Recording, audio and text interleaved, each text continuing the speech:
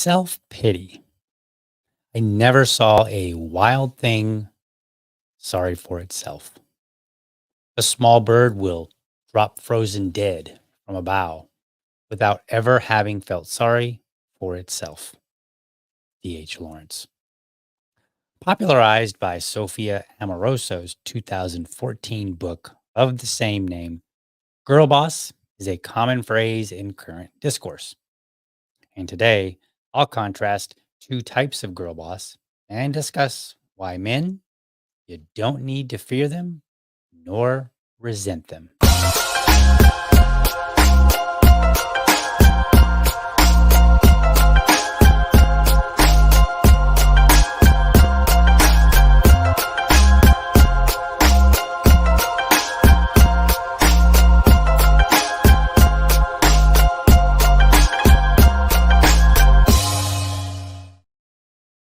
Well, good morning and welcome to another morning episode of the Liberty Dad podcast, a discussion on politics and culture.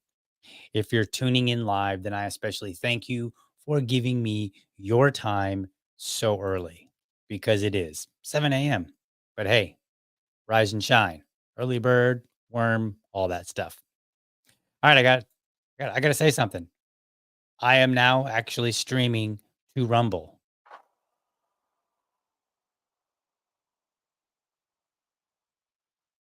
All right, all right.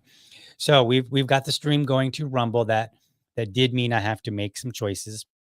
The current stream that I have only the current plan allows for three places, and so it was that I was streaming to YouTube and Twitter, or now X, and then also Facebook. And so I had to decide which one to drop. So I dropped Facebook for right now. We will see what happens in the future. Still working out exactly how I'm going to do this, but we are now streaming to Rumble. So thank you very much for everybody, the whole five people or six people that got me there. It required five followers in order for me to be able to stream. So you guys got me there. Now it's onward and upward. So we'll be doing Rumble from now on. Awesome. So thank you very much, folks. All right. So the first thing we have to talk about with like this whole girl boss conversation is, I'm a man.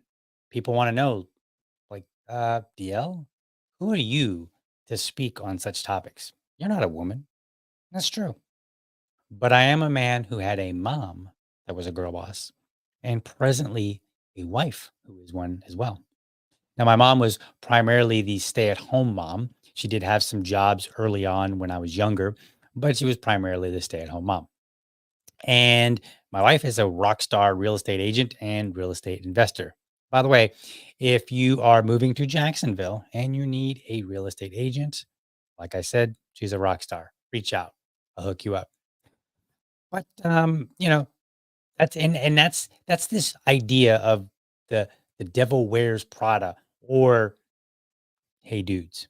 Now, Hey Dudes did not exist when I was growing up. So my mom wore whatever, housewife wears at that time. So I don't know what those brands were, but basically this is the contrast. Like, a girl boss can be a woman who is strong and independent and happens to stay at home. She can also be one who has a job and or has a career, let's put it that way. And in that career, she accomplishes a lot of things. And I think it is important to talk about this because I think the whole conversation about girl boss, feminism, and then we're going to get into like, a little bit about the manosphere and men and dating and stuff like that. I think we have kind of lost our way. So we need to talk about this. Now, I do want to I do want to make a mention here really quickly of what it was that kind of led me to have this conversation. So let me show you a tweet and I'm going to read it for you. I'm going to show it on the screen here as well. But this came from somebody named, and I don't know her actual name. I've met her in person, but she goes by Creatrix and she is a self identified girl boss. So let's go ahead and put that up on the screen and see what she had to say and then what my response was to her. She said, "Story time. I grew up in a fundamental Christian household. Hey, so did I. My mom's main objective for me was to get married and have babies. When I was 7 or 8 years old, I was with my cousin, aunt, and mom. And my cousin said, I want to marry someone rich when I grow up. And I said, without skipping a beat, I don't want to marry someone rich. I want to be rich. This story has been brought up at family events ever since because it was allegedly adorable. I think it would be. Imagine imagine a 7 or 8 year old girl saying, "I want to be rich." Of course, that would be adorable. I never liked playing with baby dolls or playing house. I preferred video games, pretending to be Harriet the Spy, and working on art projects. And I always had big career goals ever since I can remember. No girl boss feminism was pushed into my head. At that point, I'd only been in Christian schools. My mom was a quote trad wife, as trad as you could expect for a Christian boomer in the 90s. I have no idea where I got that mentality at such a young age. I wonder if it's because I idolized my dad and older brothers so much, I wanted to emulate them instead of my mom and sisters. I just hear so much about how girl boss feminism is ruining women, blah, blah, blah. But for me, it seemed as if the girl boss mentality was a natural part of who I was as a person, not so much ideologically pushed onto me. Not sure if other women feel the same way. And as a man, I had to chime in. So here's what I said. Natural girl boss is fine. My wife is also one. Imposed artificial girl boss ruins women. The former is when women follow who they were meant to be. The latter, who radical feminists want them to be, and often includes disdain or skepticism of men. So, what I wanted to do is talk more about that. Talk about because I think there is a reality that we're kind of ignoring here, and we need to stop ignoring it. We need to recognize the reality that girl boss is, in fact, a real thing, but it doesn't really need the label that we've got, nor does it need a whole lot of conversation. Now, there's nothing wrong with being a girl boss, and there's nothing wrong for women who choose not to be, because not every woman is a girl boss. Now, you might have recalled some man stepping away from the girl boss label. You might have heard some man talk about, like his Italian mama growing up and how tough she was. And a lot of men have done, my mama was very tough. She was not an Italian mama, but she might have been best, she might as well have been.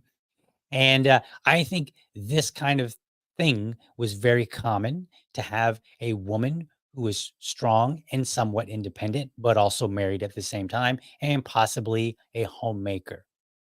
So, in a moment, what we're going to do is we're going to explain. I'm going to explain why I think this matters to men. But first, I do want to contrast the two types. The housewife and the working woman. Now, my mama, she was the housewife.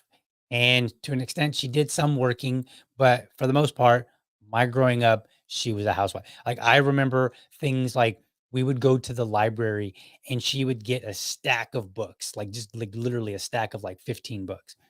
And she would read through every single one of them.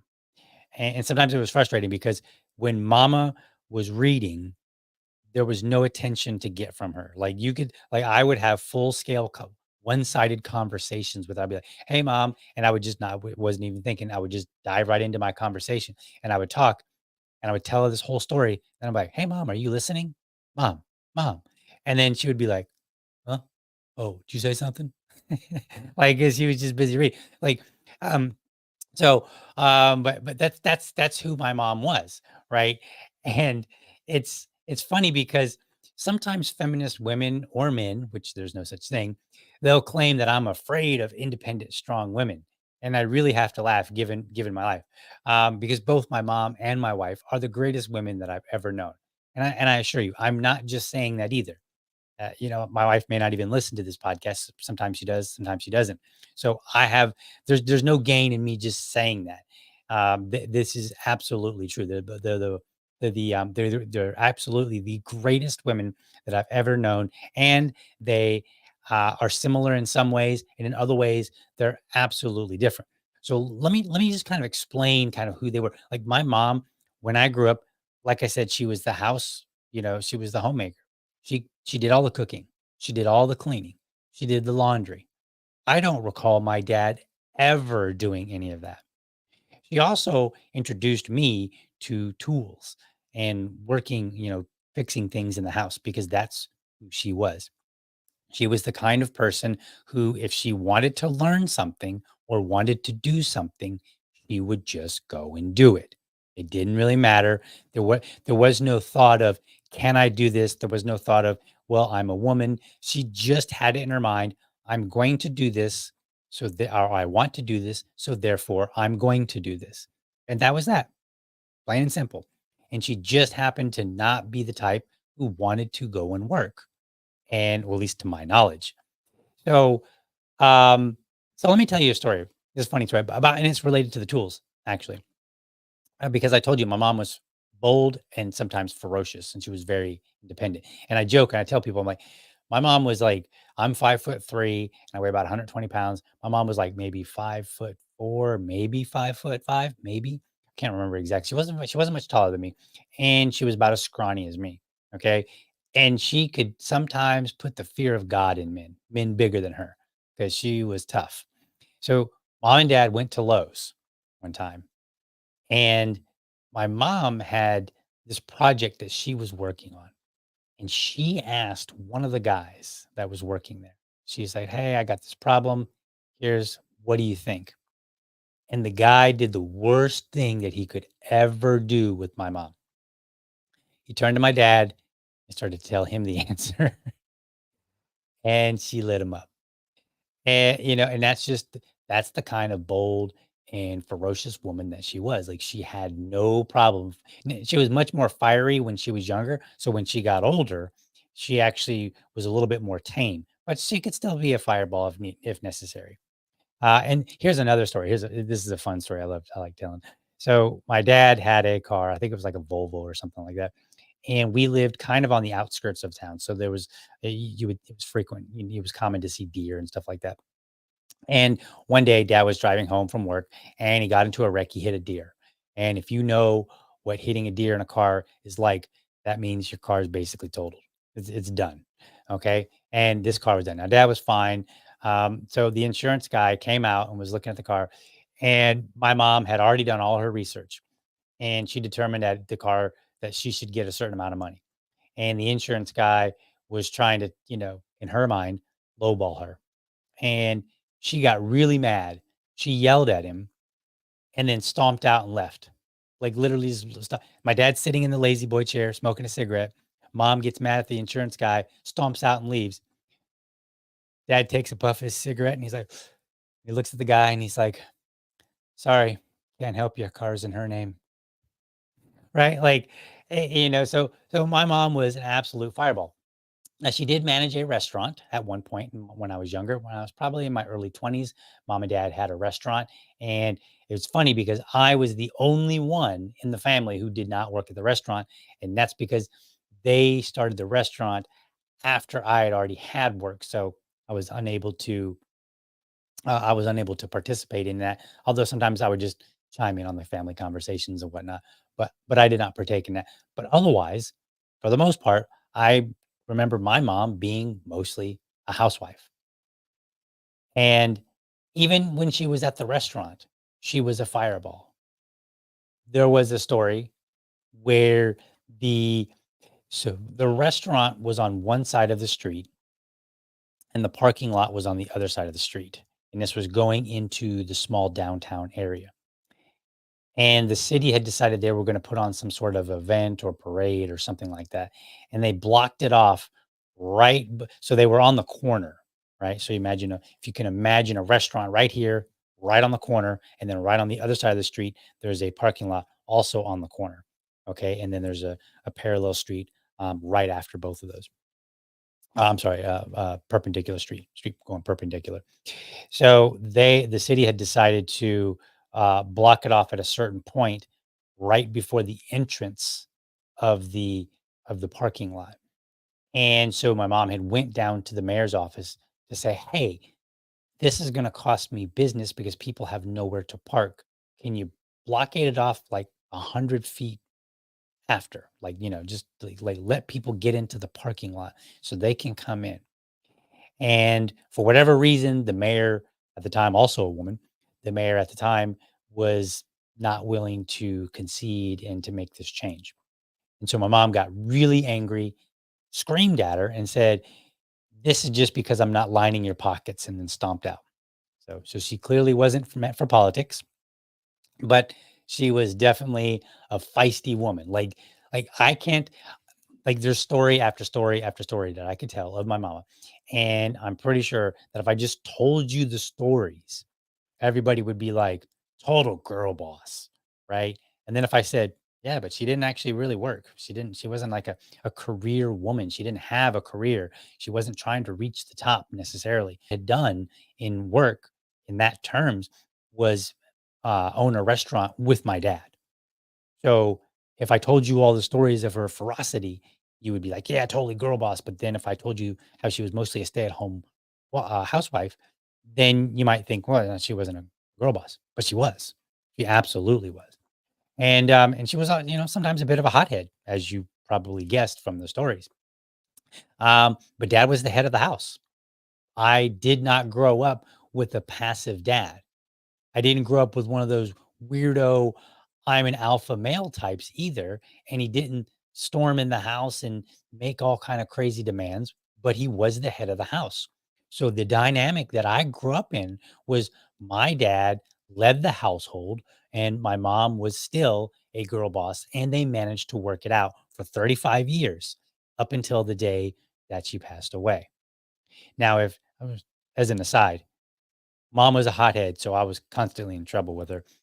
And sometime and dad never really intervened. However, if dad stepped in and agreed that you were in trouble, you were we all knew like, hey, if dad jumps in, you really messed up.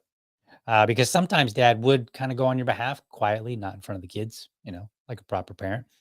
Um, so I say that just to point out, like I want to make sure that the idea of a girl boss not necessarily being a a high powered woman is possible. So I wanted to lead with the story of my mom because my mom and I could sit here probably for 2 hours easy off the top of my head and just tell you story after story that I think shows that she was a girl boss. She got into things just because she wanted. She learned how to use tools. She learned how to sew. She learned how to fix all kind of things in the house. I used to joke and call her the Bob Vila, of the house. She just um, she at one point wanted to homeschool my brother and my sister, and then it ended up she started homeschooling some of the kids that were coming to the church who were always in trouble, and some of them were in so much trouble that they were like basically on their last strike or they were getting constantly suspended or whatever. And so she brought them in and she learned how to teach them, right? There was just story. I mean, there's so many stories that you cannot convince me she was not literally, quite literally, a girl boss. Now, let's contrast my mom with my wife, who I believe is also a girl boss in the more typical definition. She is a real estate agent. She has her own business. Um, she works crazy hours. I give her a hard time all the time because she works like literally like 9 to 9. Like she's probably like it's 7 a.m. I think she's up right now. She's probably working. Not even gonna lie. Okay, and that's fine. Like, this is not criticism. This is just saying, like, this is who she is. Now, my wife is not really the homemaker. Luckily, she's not listening, so I can tell you this, okay? But I have literally fired her from cleaning twice because I'm like, "You're terrible at cleaning." Not gonna lie. That's true story. And then she'll joke, and this is not really a secret. Like, she knows this. We've talked about it with friends. It's a running joke. It's fine. Anyway, she'll also joke and say, like, she can cook for survival. Those are her words, not mine, right? Like, so I do the cooking in the house. And the reason I do the cooking is because I'm the more nitpicky person about food, and I enjoy cooking. Like, it's kind of fun. Um, but my wife is not a hothead, actually. I'm kind of more of the hothead. But there are 2 times, there are 2 situations where I'm gonna tell you right now, you stay out of her way. Number 1, when she's tired. Number 2, when she's hungry, okay? And let me tell you, tired or hungry, I will defer, and I will be like, it's the proverbial kinda like, "Yes, dear." Right? I don't really say that, but when it comes to those 2 situations, I will do whatever I need to do to to make her happy. Um, Now otherwise, I speak my piece, right? Because and we're gonna get into this. As a man, just because she's a girl boss doesn't mean that I fall back and whimper and get all withered like a, like a flower that hasn't had any water. Now, even though she's not a hothead, that doesn't mean that she can't be ferocious in her own right. So let me tell you a story about my wife, because she's normally a very polite person. So I'm gonna tell you 2 stories. So the first story is like how kind of polite she can be and how just she's got this warm character. Okay. People like my wife. Like people meet her and they're like, I really like her. She's got this great disposition. So she's on the phone with a contractor. Now I happened to be on speakerphone, so I was able to hear. And it's a contractor that and I've told this story before. It's a contractor that we had used on a regular basis, and we like this contractor. He does great work, just solid work. He also happens to be very, very Republican. So this was sometime during the COVID era, and I don't remember exactly how it came up, but he was talking and he said something to the effect of, well, if the virus, COVID virus, if the virus just stays over in China, I don't care if a million Chinese are dead. Just don't bring that over here. Something along that line. Right. And it was pretty mean spirited in a sense. And my wife is Asian. She is Indonesian and ethnically Chinese. So you might think, oh my God, like this super offended her. And actually, it didn't. She said, very politely, and she wasn't playing games with him. She did This is just a very legitimate, natural way that she responds. She's like, "Now so and so, if a million people die, no matter where they are, we should always, feel bad about it," or something like that. Right? And she totally disarmed the guy. Right? Like, he's totally disarmed now. And that's the kind of that's why people like her because she is able to deal with people and she doesn't necessarily get offended. Like, she doesn't get offended easy. In fact, half the time, she doesn't even know she worked at the railroad for, like, 14 years. The railroad, and she would go out to derailments. And so one day I asked her, I said, "Have you ever felt like somebody was being sexist to you? I mean, you are at the railroad with all these guys that, like these working class men who are just going to talk as we might expect."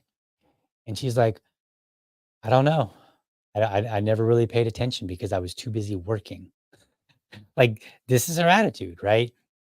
Um, Now, here's another story where she wasn't so polite. We bought a house and we were renovating it. We had hired this general contractor, and there was a mistake that got made. Big major mistake. They didn't include any of the bathroom or the master bathroom in their quote. And she initially had noticed it and emailed them, and then for one reason or another, it kind of fell through the cracks, right? So like it didn't get corrected before work got started. Then what happened? We asked them to create an island. I'm sorry, not an island, a peninsula off of a wall. It was like a 7-foot peninsula with some cabinets. And they wanted, I think, like $10,000 for that. And then they wanted an additional $20,000 to do the master bathroom. Now, the problem, beyond the fact that they wanted an extra $30,000, the problem is that this was only after they'd started the work. And then they came back and they were like, hey, seems that nothing was quoted for the bathroom. So we're going to have to quote you. We were like, we're digging up the email. We're like, oh, yeah, we forgot about that email. Nobody was, what in the heck's going on? So they come back with their quote. And, now they want like $30,000. And we're like, are you crazy? Like, and then a tenth, 10, like my first response on the $10,000 peninsula was, what is it made of? Gold? Like, is this something that Trump is going to be looking to have in his home? Like, this is crazy. So we ended up firing them. In order to fire them, we had to pay them up, to what the work they had done. So their guy came out and we're walking through the house and they wanted like some, I don't know, $6,000 or something like that. I don't remember. They wanted a whole bunch of money. We're like, all you've done is framing at this point. Like we went and we did all the demolition. So we tore everything out of the house, including the master bathroom, which meant it had to be repaired. Now we couldn't even keep it in we couldn't even leave it alone because we had yanked we literally demolitioned everything out of it. It was like totally empty, bare bones, not even flooring. It was all gone. And so they didn't do that. We did it. And so they had done some framing and we're like, you want this much for framing? So at one point, as we're walking through and we're looking at what they had done, I don't remember exactly how it got tipped off, but all of a sudden we're in a yelling match with the guy. And I mean, screaming, yelling at him. And my wife starts yelling at him and she's dropping F bombs. And I'm like, what? Because this was like, what, this is so way out of character, like she's normally a nice, pleasant person. That doesn't mean she doesn't get mad. I mean, she can't get mad. I mean, she's like any other person, but this behavior was out of character, right? So, yeah, so I grew up with a mom and she could say some F bombs too. I grew up with a mom who was a fireball and did what she wanted to do. Then I grew up and I married a woman who does what she wants to do. Okay. Now, here's where we're going to bring this into like men. Why does this matter to men? And you know what? Frankly, why would it matter to women? Excuse me, folks. Give me a second.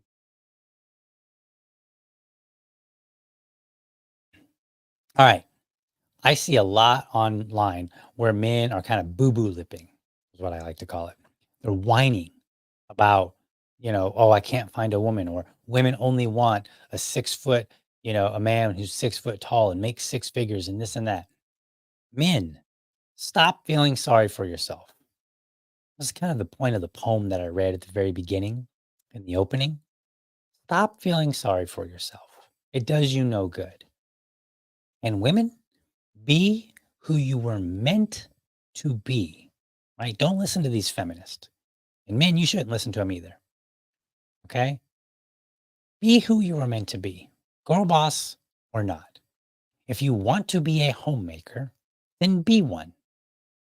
If you want to be a high powered, um, you know, woman at a law firm, then go be one, right? Be who you were meant to be. You only have one life. There's no point in living it to the satisfaction of somebody else. Now, as it relates to relationships, well, the goal of a relationship should be to complement one another, not compete. When I met my wife, I actually made less money than she did. I wasn't making a six figure either. And I'm certainly not 6 foot tall. I think I've mentioned this in a past episode. She actually made more money than me, and it was okay. No big deal. But here's the cool part. My wife wasn't looking for a man that had particular things. She was looking for a man who was of a particular character. That's what she wanted. And that's what I was looking for. I was looking for a woman of particular character. It didn't matter to me whether she wanted to be a housewife or whether she wanted to have a career. It wasn't relevant. And because of that, we're able to complement one another in all sorts of ways. Sometimes I've got things going on and I need her to help do some cooking. So she does. Sometimes she'll go down and clean, although I usually try not to ask her to clean too much because as I said earlier, I fired her twice because I think she's terrible at it. Look, it's okay. There's nothing to be ashamed of here. Not everybody is good at everything. And if you're not good at something, don't do it or only do it if you need to. Like there's nothing wrong with this, right? Because again, the relationship here is to complement one another. And I'm not subservient to her and she's not subservient to me, right? Now there are times where we defer to one another, right? She'll say, "Hey, what do you think about this?" Blah blah blah. And I'll say, "Well," like she might ask me, "Hey, do you like this dress? Do you like this shirt?" And I know a lot of guys are like, "Oh, you should never." Like I don't say, "Wow, you look like a fat slob in that," but I might say, "You know what? I don't particularly care for that design, but it looks good on you." Or I might say, "Hey, I really like that," and I think definitely thumbs up on that one, 2 thumbs up on that one. And then there are times where I say, "I don't like the design, I don't think it looks good on you." Right? Like, we're not we're honest with each other, but not in this, like, crazy brutal way. And I think that the conversations that I see online seem to be where the women have to be, like, condescending or, fight the patriarchy, or men have to fight feminism. And I think this is the wrong attitude to have. I think the proper attitude to have is, how can I compliment you? And what am I looking for in the character of the person, of a significant other, whether you're a man or a woman, whether you're looking for a man or a woman. I think that the best relationships that you find are the ones where people are looking for a particular character quality, not necessarily things. There was when I was growing up, and I can't remember the song now. I should have looked it up and cued it. But there was a particular hip hop song, and in there they're talking about the artist is talking about a guy that's on the way up. He's struggling, but right now he's maybe the French fry guy at but the girl sees to look for a girl that sees a future in him, right? Like something that he's going to be somebody. And it's funny because when I met my wife, I was I was making less than her, but I was also getting ready to start transitioning to a new line of work where I was going to be a developer and automate things and write code and stuff like that. And she pointed out, she said, "You have a capacity to switch gears in a way like that, in a way that I don't." Right. And I think she had made some sort of like, you can, we're both in hot rod cars, but yours is faster or something like that. She made some sort of analogy along that line, right? Basically, what she saw was, she said, "You have potential and you are somebody that I see who is pursuing that potential. So therefore, that is the quality of a man that I want. It's not that you have gotten that potential now, right? Now we were in our 30s. So we're not exactly like in our 20s. We're in our 30s where a lot of people think, hey, you know what? By the time you're 30 or 40, you should have it all figured out.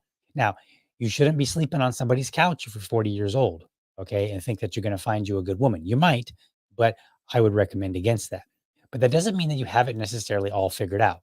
If you live to be 80 years old, 90 years old, there's a good chance that maybe you don't have it figured out until you're 40 or 45 or maybe even 50. And I mean like the final figuring out. That doesn't mean that you don't have your act together. You should have your act together by then for sure. But that doesn't mean that you have it all figured out, right?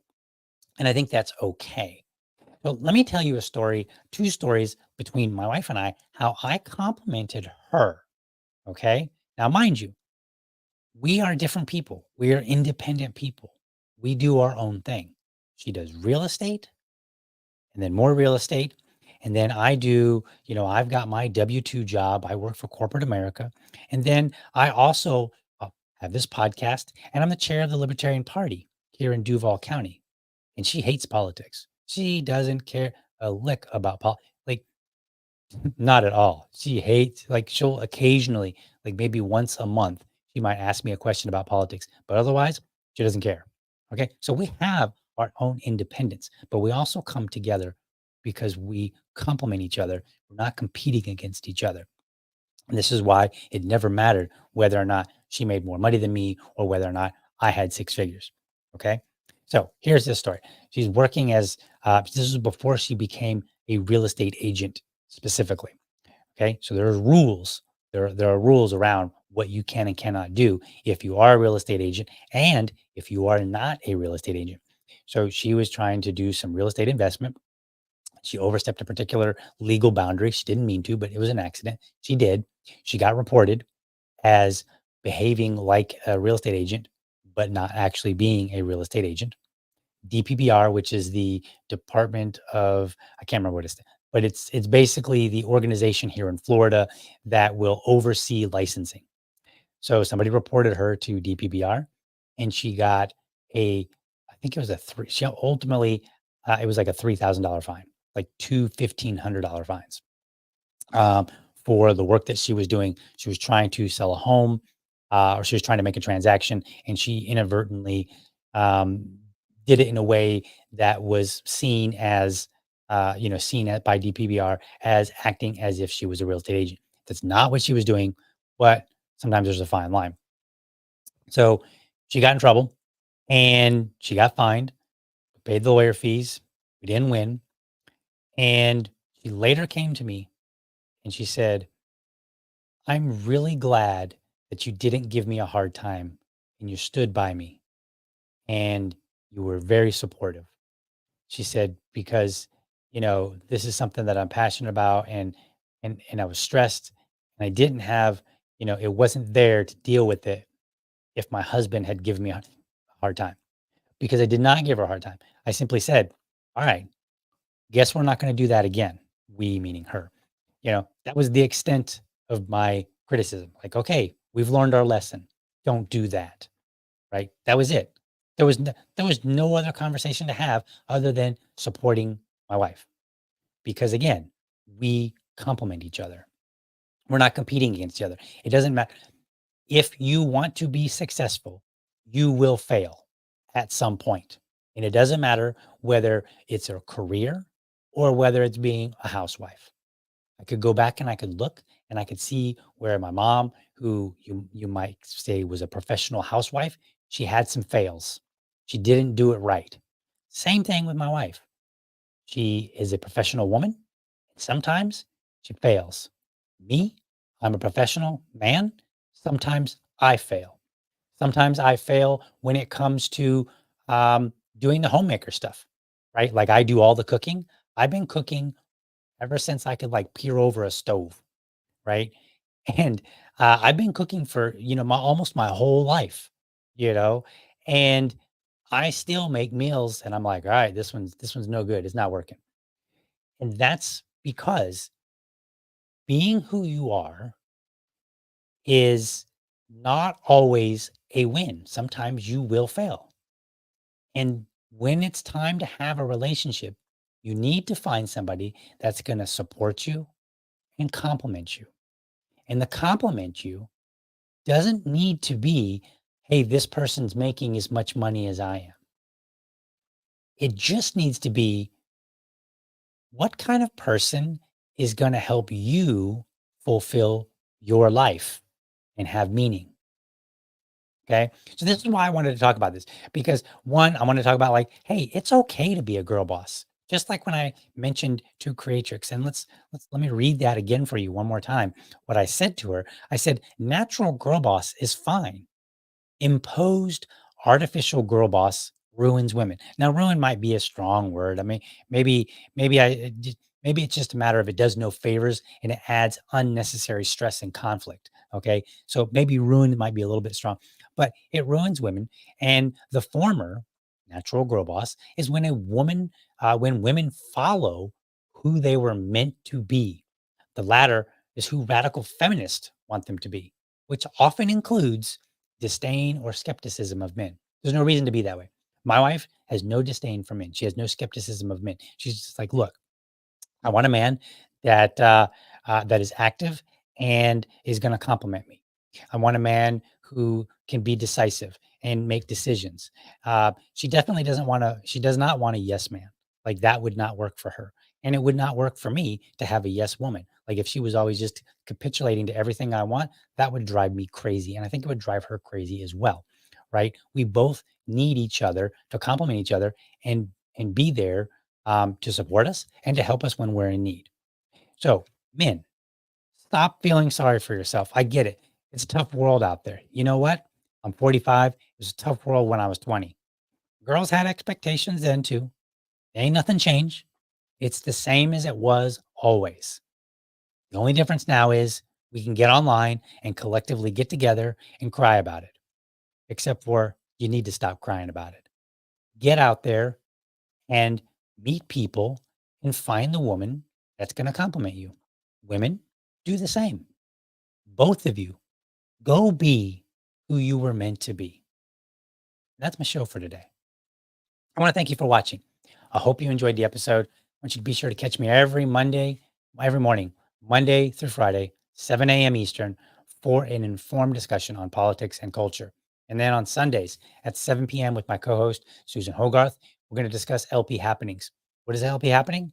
We're going to look across the vastness of tyranny in this country, and we're going to find out what's happening with the Libertarian Party at the state and the local level. And then we're going to bring that information to you so that you can feel good about the party that you're in. You can feel good about taking that idea and saying, hey guys, we should do this idea too. This would be an awesome idea. I want you to be sure to do all the proper audience actions. Subscribe to my YouTube channel over at youtube.libertydad.com. Go to rumble.libertydad.com. I'm streaming there now. That's awesome.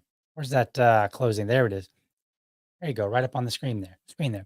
youtube.libertydad.com, rumble.libertydad.com. I am now streaming to Rumble. We will be streaming. Me. There's no we. I wish I had a team here. One day. I am streaming now to Rumble, and all the episodes, you can catch them on YouTube. You can catch them on Rumble. So go there, drop a like, drop a comment. I don't always get to comments while I'm in the show, but I do try to read them afterwards. Go ahead and give me a follow on social media. You can do so at Liberty Dad on Facebook, Liberty Dad Pod on Twitter, or email me, libertydadpodcast@gmail.com. I'd love to hear from you. Last but not least, if you are a champion of liberty, your business is people and your product is liberty. I want you to have a great week and I will catch you tomorrow. But for now,